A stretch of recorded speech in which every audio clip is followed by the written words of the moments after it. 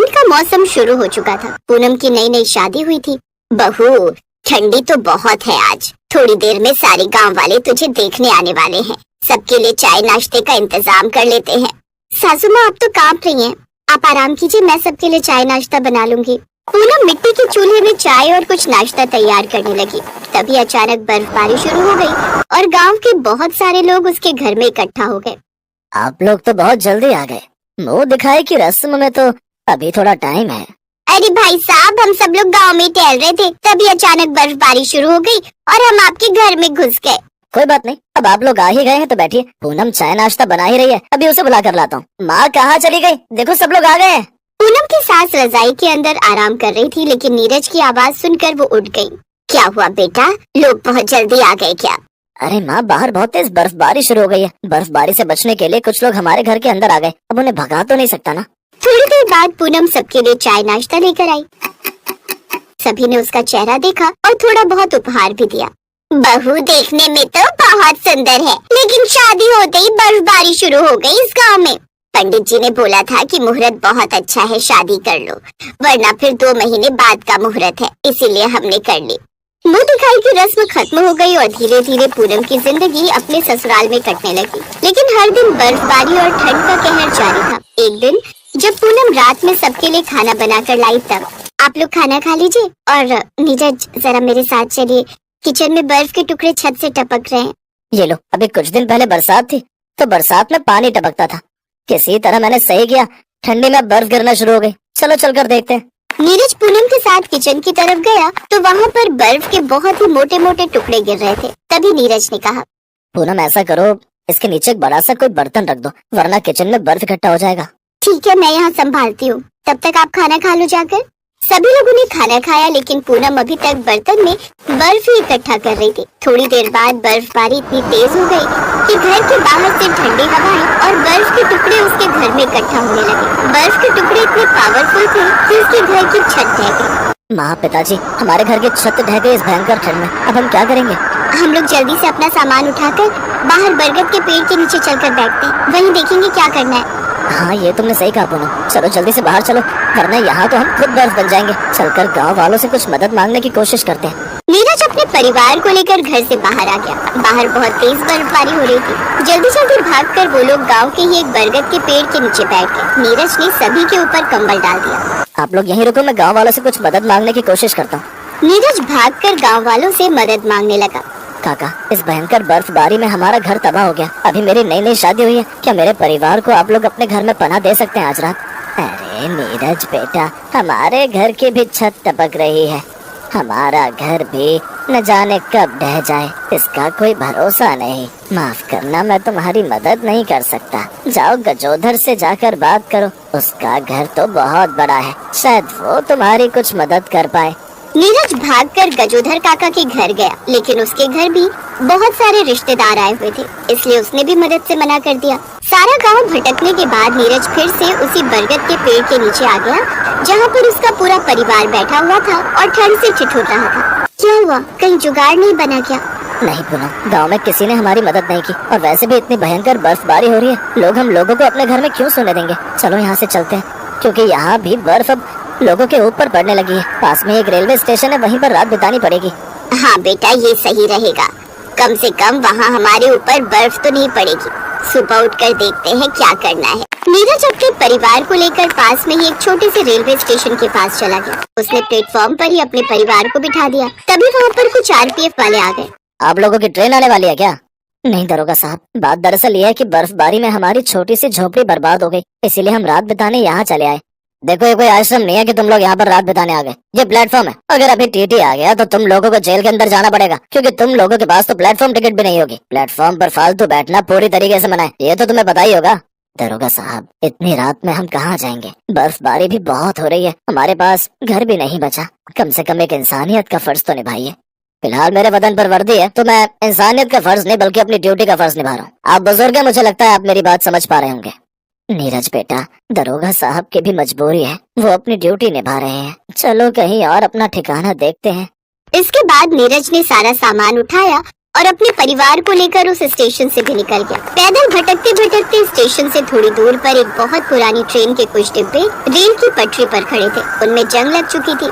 पिताजी, वो सामने ट्रेन के डिब्बे दिख रहे हैं आपको? वो कई सालों से ऐसे खड़े हैं, उसमें जंग लग चुकी है। मुझे नहीं लगता वहाँ कोई आएगा। चलो हम लोग वहीं चलते हैं। लेकिन अगर वहाँ भी पुलिस वाले आ गए और हमें उस ट्रेन के डिब्बे से भगा दिया तो?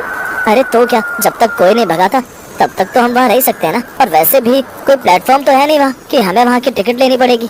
नीरज बेटा बिल्कुल सही कह रहा है। इतनी भयंकर बर्फबारी में हमें अपना सर छुपाने के लिए कोई ना कोई जगह तो चाहिए ही ना। एक बार फिर से नीरज ने अपना सारा सामान उठाया और अपने परिवार के साथ उस ट्रेन के अंदर चढ़ गया। उस ट्रेन में जंग लग चुकी थी और अंदर से बहुत गंदी भी थी। आप लोग बस मुझे 5 मिनट का समय दीजिए। इन ट्रेन के डिब्बों को मैं बिल्कुल घर जैसा बना देती हूँ। थोड़ी देर में साफ सफाई करके अंदर से उस ट्रेन को पूनम ने बहुत अच्छा घर जैसा बना दिया। फिर वहाँ पर उन्होंने अपना बिस्तर बिछाया और सो गए। पूनम, माता पिता को इसी डिब्बे में सोने दो, हम लोग बगल वाले डिब्बे में चलते हैं। आज हमारी सुहागरात भी है। किसी भी औरत की ससुराल ट्रेन में मैंने पहली बार देखी है। पूनम, मैं तुमसे माफी मांगना चाहता हूँ। शादी होते ही हमारा घर उजड़ गया इस ठंड में। तुम्हें बहुत तकलीफ हो रही होगी। अरे नहीं, आप ये कैसी बातें कर रहे हैं? बल्कि मुझे तो बहुत मजा आ रहा है। इस तरह की नई नई चीजें जिंदगी में होती रहनी चाहिए। उस ट्रेन के डिब्बे में ससुराल होना कितने मजे की बात है ना। नीरज और पूनम दूसरे डिब्बे में चले गए। जब वो लोग सोकर उठे तब तक उस डिब्बे में कोई नहीं आया था। आसपास जंगल था और बहुत सन्नाटा भी। यहाँ हमें परेशान करने के लिए कोई नहीं आया। अब हम कुछ दिन यहाँ पर रह सकते हैं। आसपास घना जंगल है और सन्नाटा भी। लेकिन हमारे खाने पीने का क्या होगा? थोड़ी मिट्टी ले आते हैं और मिट्टी का चूल्हा बनाकर आप लोगों के लिए चाय नाश्ता बना देती हूँ, क्योंकि खाने का सामान तो हमारे पास है ही। नीरज और पूनम बाहर जाकर मिट्टी ले आए और पूनम ने ट्रेन के डिब्बे के अंदर ही मिट्टी का चूल्हा बना दिया। उसके बाद उसने सभी लोगों के लिए चाय नाश्ता बनाया और सभी ने नाश्ता किया। पूनम, अब हमें आगे की जिंदगी बिताने के लिए कुछ न कुछ काम करना पड़ेगा। आखिर हम कब तक इस ट्रेन में रहेंगे? ऐसा करते हैं, तुम्हारे हाथों की चाय बहुत स्वादिष्ट है और पकौड़े भी तुम बहुत अच्छे बना लेती हो, तो क्यों ना मैं प्लेटफॉर्म के बाहर जाकर चाय और पकौड़े बेचूं? वैसे ये बहुत अच्छा सोचा है बेटा तुमने। इस ठंड में बहुत बिक्री होगी, ज्यादा खर्चा भी नहीं होगा। नीरज ने अगले ही दिन प्लेटफॉर्म के बाहर एक टपरी बना दी। वो टपरी उसने उसी जंगल की लकड़ियाँ काट कर बनाई थी। अब पूनम उस टपरी में चाय पकौड़े बनाती और नीरज उसे बेचता। ठंड का मौसम इतना ज्यादा था कि उसके चाय पकौड़े तुरंत बिक जाते थे। ऐसे धीरे धीरे उन लोगों ने पैसे इकट्ठे किए और अपना गांव वाला घर फिर से ठीक कर लिया। अब नीरज प्लेटफॉर्म पर चाय पकौड़े बेचने लगा और अपनी जिंदगी खुशी खुशी जीने लगा।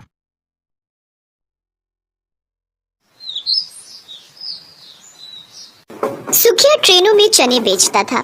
ए चना खा लो, चना ये खट्टा मीठा चना है। साहब चना खाओगे क्या? ऐसे ही सुखिया का घर चलता था, लेकिन उसका घर तो सेठ के पास गिरवी था। एक दिन सुखिया लास्ट ट्रेन में चने बेचकर घर गया और देखा वहाँ पहले से ही सेठ उसका इंतजार कर रहे थे। आइए आइए सुखिया जी, आइए, आप ही का इंतजार कर रहा था। सेठ, क्या बात है सेठ, इतनी रात को मेरे घर पे? आपका घर? ओहो हो, ये आपका घर है क्या? होगा, लेकिन कुछ ही दिनों में ये घर तो मेरा होने वाला है। तूने मुझे आज इंतजार करवाया, हाँ? बहुत बड़ा आदमी बन गया है तू। क्षमा कर दीजिए सेठ, मुझसे गलती हो गई। आज पैसा लौटाने का आखिरी दिन था ना? है? मेरे पैसे कहाँ हैं? दे मेरे पैसे, निकाल। पैसों का इंतजाम नहीं हो पाया सेठ। तो फिर घर से निकल, चल अभी निकल, चल। अभी मैं बीवी बच्चे लेकर कहाँ जाऊंगा सेठ, थोड़ी तो दया कीजिए। चल ठीक है, तुझे 2 दिन की मोहलत और दी। 2 दिन के अंदर मुझे पैसे नहीं मिले ना तो ये घर मेरा, समझा? धमकी देकर सेठ चला गया। सुखिया घर के अंदर घुसा। वहाँ उसकी बीवी सरला और 2 छोटी छोटी बेटियाँ चुन्नी और मुन्नी डर के मारे कांप रही थी। क्या हुआ? सेठ ने क्या कहा? वो हमें घर से निकाल देंगे क्या?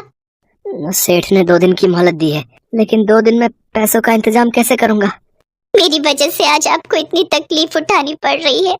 नहीं नहीं, ऐसा मत बोलो सरला, तुम्हारी तबीयत खराब थी, मैं और क्या करता। अपनी दूसरी बेटी को जन्म देने के बाद सरला की तबीयत खराब हो गई थी। उसे अस्पताल में भर्ती करवाना पड़ा था। उसी वजह से सुखिया को सेठ से पैसा उधार लेना पड़ा।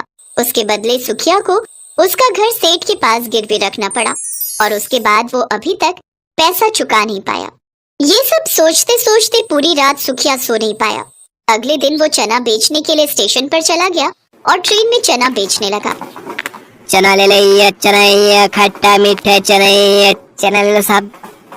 लेकिन 2 दिन में चना बेचकर उसे बहुत ज्यादा पैसे तो नहीं मिलने वाले थे। ट्रेन में चना बेचते हुए उसने देखा कि एक आदमी का बटुआ उसकी जेब से थोड़ा सा निकला हुआ है। बटुए में पैसे बहुत हैं। वो देखकर सुखिया अपने आप को संभाल नहीं पाया। उसने बटुआ चुरा लिया, लेकिन उस आदमी को ये पता लग गया। अरे चोर चोर, अरे मेरा बटुआ मार लिया, पकड़ो से पकड़ो से। उस आदमी ने सुखिया को पकड़ लिया और उसे ट्रेन से स्टेशन पर खींचकर उतार दिया। माफ कर दीजिए मालिक, माफ कर दीजिए। हम स्वभाव से चोर नहीं है, हम गरीब है मालिक। गरीब है तो क्या हुआ, चोरी करेगा? ये ले। उस आदमी ने सुखिया को बहुत मारा और उसे स्टेशन मास्टर के पास ले गया।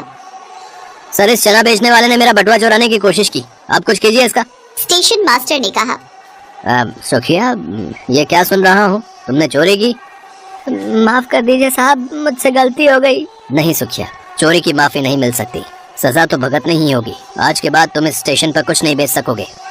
माफ कर दीजिए साहब, मुझसे गलती हो गई। नहीं सुखिया, चोरी की माफी नहीं मिल सकती, सजा तो भुगतनी ही होगी। आज के बाद तुम इस स्टेशन पर कुछ नहीं बेच सकोगे।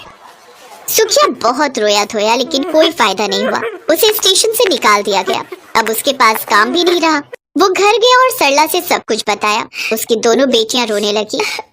पापा, क्या अब हम इस घर में नहीं रह पाएंगे? क्या हमें भीख मांगनी होगी?